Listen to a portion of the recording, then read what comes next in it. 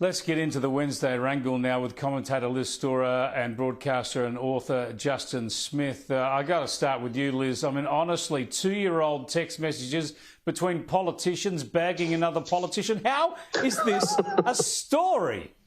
This is so cringe-worthy, Chris. And what it really speaks to, as you've already covered, talking about the presser yesterday, the press club, at the top of the show, you were talking about the literally innumerable, far more newsworthy stories our journos could be focusing on right now. The fact that this is making headlines, that a former premier once said something nasty about the sitting PM.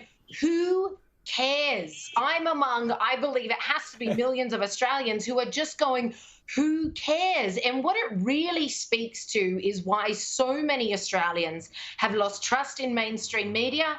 They're absolutely tuned out. Guys like Joe Rogan, a podcaster, comedian, TV presenter. This guy started a podcast that has a bigger following than, I mean, he's literally single-handedly brought on the demise of CNN's viewership because people are looking elsewhere for their news. They are sick of this gossip rag type coverage from our journos here. It's actually embarrassing. Yeah, it's shocking stuff. Justin, come on, risk a friendship or two, bag your journalistic colleagues. It's just not newsworthy, is it?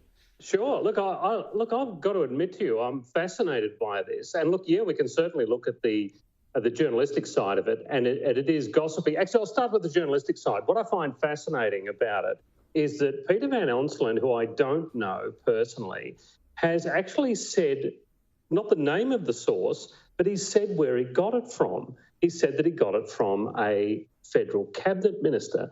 Now, as you know, in journalism, I mean, look, one rule I stick to is you never tell them where you got it and you never tell them where you didn't get it.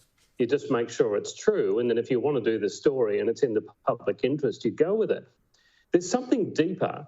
I don't know what it is, but there's something deeper driving this because it's not there just as a story. It's there to completely destabilise Morrison. And I think it's kind of it's extraordinary the way this whole thing has played out. And look, if it's, I would say it's true. Pathetic. It's pathetic, and all of us have got phones full of controversial text messages from politicians and other journalists, and we could start spilling them out endlessly. Yeah, but hang on a second. Honestly, it's the Twitterfication. It's the Twitterfication of our public discourse. And as Liz says, no wonder people have had a gutful of politics and the media.